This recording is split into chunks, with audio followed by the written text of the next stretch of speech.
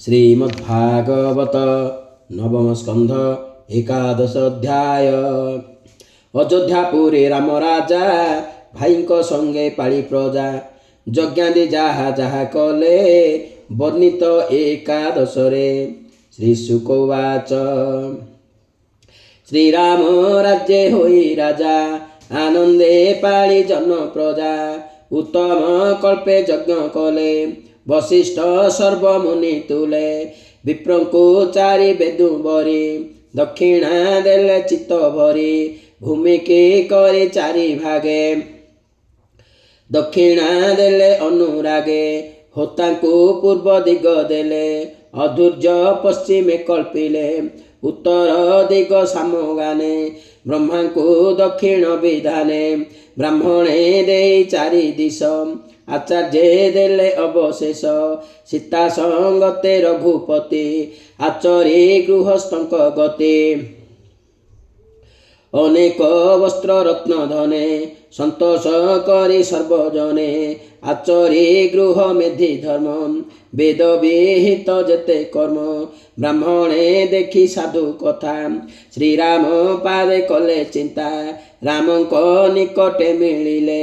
अनेक स्तुति वाक्य कले कहिले प्रिय भाव बही भूनाथ एथे कार्य नाही आम्भे कहिलु वेद धर्मे तोते न जानी मति भ्रमे तोहर राज्य तोहि निय आम्भर हृदय सदा थाओ एमंते केते दिन गला शुण हो गोविंदर लीला दिने क राम रात्र काले बुलंती निज भृत्य मेले जस जस के कि चिंते हेमंते विचारी गुपते शुणिले एक गृहाश्रमे पत्नी के बोले गुरु तमे तू दुष्टा नारी घरु जाओ मुन छुईबी तोर देह असते पर गृहाश्रमी मुनु हे राम प्राय कामे से जेन्हे सीता घेनी करे आनंदे गृहाश्रम करे हेमंत शुणी तार मुखे गृहे मिलिले मन दुखे शुणिण लोक अपवाद चिंता बसिला राम हृद सीतार गर्भवास देखी तार विच्छेदे होई दुखी लोक अपवाद भय करिबी केवल उपाय लक्षणे राय रघुनाथ ता संगे भालिले एकांत बोइले सीतांकु विपिने निवेशे आसतु बहने तक्षणे राम आज्ञा पाई सीतांकु बने नहीं थोई से मिले वाल्मीकि भुवने बेनी कुमार जात बने वाल्मीकि भ्रांति छाड़ी मन निज कोटिरे देले स्थान करिले जात कर्म मान लवकु सजे देले नाम अंगद चित्रकेतु दोई लक्षण बीर्जे जात होई तक्ष पुष्पल बेनी भाई भरत पत्नी गर्भे होई सुबाहु श्रुत सेन वीर होइले शत्रुघ्न कुमार भरत दिग विजय करे कोटि गंधर्व बल मारे युद्धे पाइला धन जेते देला से अग्रज अग्रते शत्रुघ्न दिग विजय करे लवण मधुपुत्र मारे मथुरापुर मधुबने पुरी स्थापिले प्रजा जने हेमंते केते दिन अंते राम चलंते सीता पथे राम आगम शुणी कने तक्षणे वरुण भुवने जानकी होइले प्रवेश मने अनेक करी रोष सीतार न पाई उद्देश राम चलिले निज देश राम जे जानकी विच्छेदे मन न कल्पे राजपदे सीतार गुण चिंती मने निद्रा न माड़ई नयने